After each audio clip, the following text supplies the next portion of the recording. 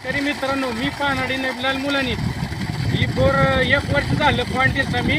दिल्यानंतर त्यांनी 15 दिवसानं पॉईंट घेतला. पॉईंट घेतल्यावर त्यांना नंबर 1 पाणी लागलं.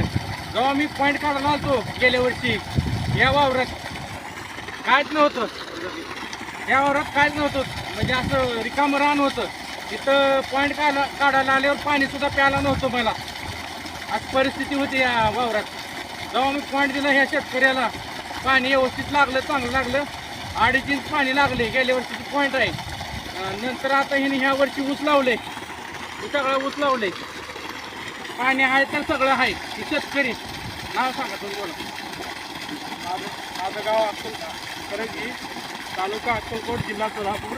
नबीलाल पानाडी यांनी आम्हाला पॉईंट दिलं गेल्या वर्षी फेब्रुवारीमध्ये. आपण पॉईंट घेतला, त्यांनी सांगितल्याप्रमाणे व आपल्याला 50 फुटाला एक झाडा लागलेला आहे आणि 500 फुटाला खाली एक मोठा झाडा लागलेला आहे. त्यांनी जसं सांगितलं तसं पाणी पडलेलं आहे आपल्याला.